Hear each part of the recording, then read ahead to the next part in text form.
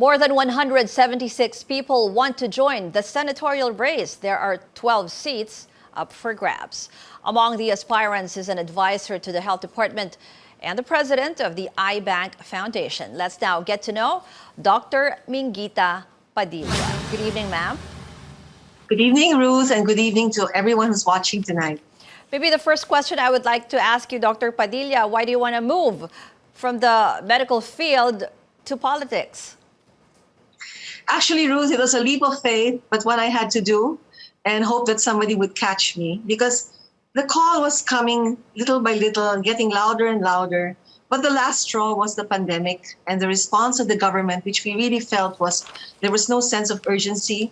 And there were so many things which could have been done better.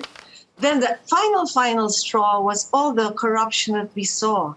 The Pharmaly, the PSDBM, the 42 billion transfer to the DOH, whereas so many of our colleagues were crying for PPEs, using garbage bags for PPEs. So many were dying, and there seemed to be so much unadulterated, obscene profiteering amidst all the suffering.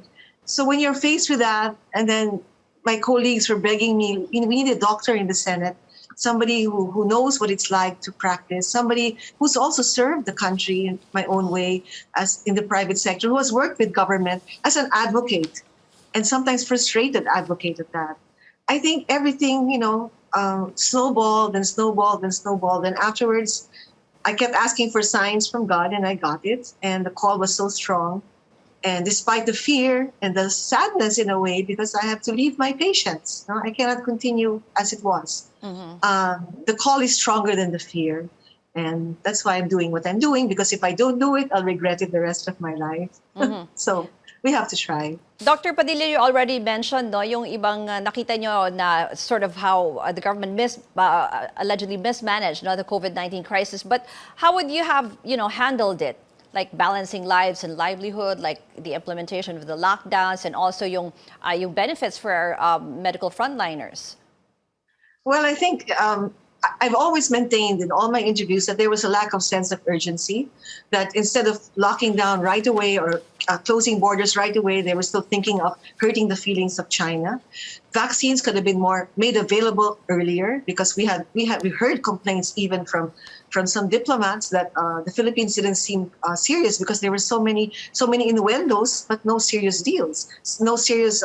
They kept flirting but they were not serious, something like that. I mean, it was like there was no sense of urgency, and it seemed that they were thinking about deals more than public welfare.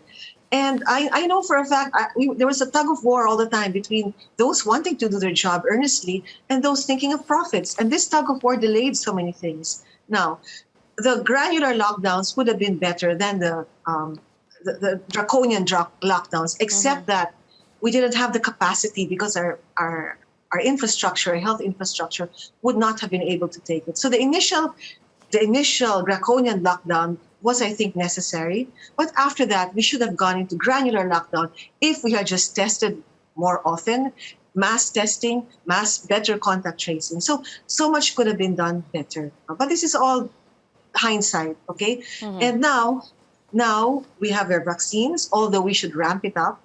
And definitely the healthcare providers, the health workers, they are taken for granted. They have been taken for granted so long, and they're asking for so little: food allowance, transportation allowance, hazard pay.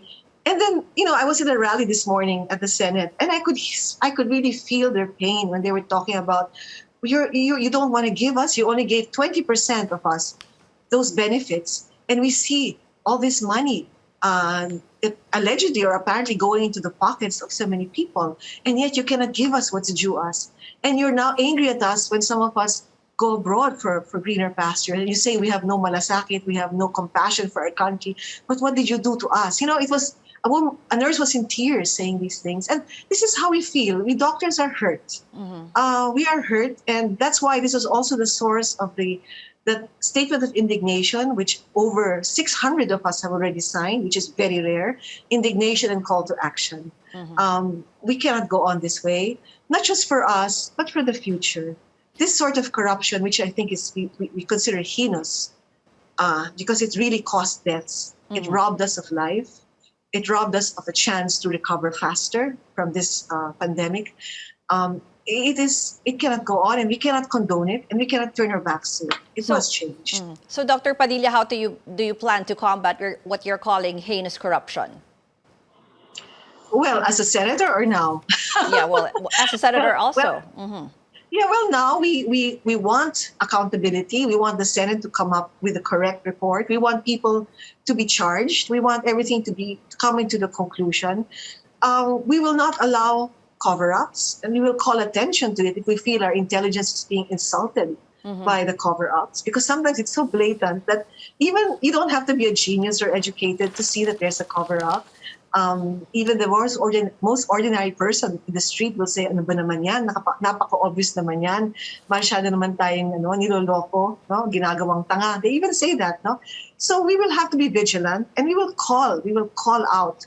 We doctors who are usually so quiet, we're just so involved with our patients, we will call out what we see. And if it's not correct, then we will do something about it. And I think some of us will actually also file charges in court. So we're not going to wait for the Senate to do so, but I hope they do so. But some private citizens will also file charges in court. In your previous interviews, and you're also the co-convener of Doctors for Truth and Public Welfare, you have given a lot of importance on the fight against misinformation, especially in terms of sa healthcare, no? Just how important is that, and what do you plan to do about it? Well, if given the chance to be a senator, one of my priorities will be also to see how we can combat medical misinformation. Never mind the misinformation is just, nakakatawa, like this guy was kidnapped by a marshal or something like that. But if it's medical information, especially the kind that scares people, that prevents people, from getting vaccinated, which we know unequivocally saves lives. Vaccines save lives. All the statistics in the world have shown that. For every 10% increase in your vaccination, your hospitalization goes down by 40+% for every 10%. So can you imagine if you're stopping that because of medical misinformation? We ought to have a law. And we also need to educate our students. Maybe have, this is in connection with that, digital knowledge. How do you tell fake news from truth? And how do you also prevent predators from attacking or endangering our youth? This is all related, okay? May I say something also about moving on, how we can recover from COVID, from these lockdowns, how our economy can recover? Ruth? Yes, go ahead. May I say something about that? Because, I think almost all scientists around the world have now agreed that we're going away from the zero COVID to living with COVID. Because if we want zero COVID before we become normal or have some normalcy, we will not recover. We are one of the worst performing countries in the world. And according to Secretary Carl Chua himself, it will take us about 10 years to really recover. But we can hasten this, okay? One is we have to learn how to live with COVID. And the only way to do that is to ramp up vaccinations and to test frequently. We cannot just limit ourselves to PCR. And I'm glad to see that in many areas, in many offices, in many government agencies, they're using the antigen test because this is the one that's very practical. So we can go about our daily lives more freely. But as far as vaccinations are concerned, we have to now look outside NCR because this is the problem. We have to vaccinate before the surges come. Let's not wait for the surges. Because many of these places, once they have a surge, you'll have more deaths because they don't have the health infrastructure to deal with the surges. Okay, So Dr. Padilla, also, outside of the medical field, we also want to hear about your economic agenda, maybe in terms of fighting poverty alleviation or, ensuring more job security, maybe? Yeah, well, of course, you know that the health will always be related to jobs, okay? Because if you have, like what we saw, the pandemic, the whole world stopped. We lost jobs, etc. But I'd like also to focus on, can I also focus on the neglected parts, neglected sectors of society, which are the farmers and the fisher folk? Because they are in dire straits, and our country is in danger of losing our farmers if we do not pay attention to them. I have been holding dialogues with them, and although there were laws supposedly to empower them and to make their situation better, they have not been implemented. So I will try to look into the benefits for the fisher folk and the farmers. Okay, and this is. Imagine we're an agricultural country. We cannot possibly be dependent on imports because one day the weapons of war will be food. And if we don't have our own food production, we will be very vulnerable to other countries. Imagine that, because we never took the time to develop our agriculture and we neglected our farmers. So food security is one way, and of helping our economy, helping the least of our people. Now, as far as the jobs now, I think we have to continue where we're going now, which is opening up the economy slowly, making sure that we have some semblance of normalcy, while also ensuring that we have agile or flexible mechanisms to keep the cases at a manageable level. We should stop thinking of cases now per se. We should already base our decisions and base our opinion of whether we're doing okay or not on hospitalizations, because COVID, once we have been vaccinated, and then we have to ramp up the production of tablets like molnupiravir, which we like to be an antibiotic, then our lives can go back to normal. And as soon as we have that confidence, our economy will grow and we'll have jobs again. Okay, we will continue this up-close conversation with Dr. Minguita Padilla after a quick break. Stay tuned to CNN Philippines. Continue our up-close conversation with senatorial aspirant Dr. Minguita Padilla. Doctor, I just want to know what you plan to do with the war on drugs. How do you plan to handle that? Okay. But before we go on the war on drugs, can I just say a few more words about poverty? Just a few more words. Go ahead. Because I forgot to mention that come next year, the new budget, the Mandanas ruling of the Supreme Court will come into effect, meaning LGUs will be getting more funds, not 27.6% more than they are today.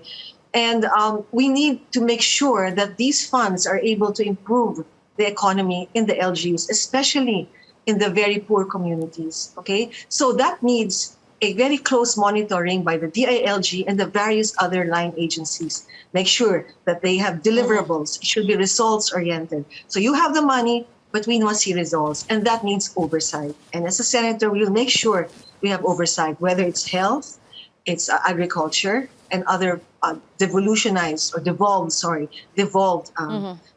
functions of government. So it's full devolution. Okay.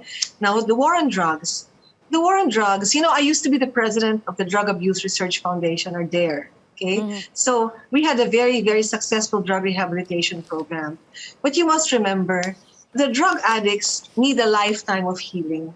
You cannot just say, okay, tapos ka na sa rehab mo, you're okay. No, you need a lifetime of healing. And the best support comes from the community. So it has to be a community-based response. We must go after the big fish. We must go after the pushers. We must go after the drug lords. But please do not go after the users, no, per se, or the small time. You have to heal them. You have to heal them. I know that there's a lot of criminality behind drugs. I know that. But I also know that so many of these addicts can have a better life if they have the right guidance. So we had a very nice system in there. And a lot of the church groups and the community groups can do that also. So let's think of it as a disease, okay? But a lifelong disease. In other words, it's just like being an alcoholic. You have Alcoholics Anonymous. Recovering drug addicts need a lifetime to heal, and they need the support of the community. They should not be discriminated upon. They should be supported. This we can do, actually, through programs in the community. And we can make that one of our projects as well. Dr. Padilla, for the last part of our interview, we have questions, a series of questions that you should just answer with yes or no. No explanation needed, okay? First question, do you favor easier public access to the SALN of the President, Vice President, and members of Congress? Definitely yes. Do you support lifting foreign ownership limits in the Constitution? Yes or no? Some of it, yes. Yes. Some. Okay. Yes. Do you favor the reimposition of death penalty for drug-related crimes? Now, I would have to say no. Should a sitting president be allowed to run for vice president in the next election? No. Do you favor resuming peace talks with communist rebels? Yes, to a certain extent. Should the country be more aggressive in protecting its maritime interests in the West Philippine Sea? Definitely yes. Okay, thank you very much. Thank you for joining the Final Word, senatorial aspirant Dr. Minguita Padilla.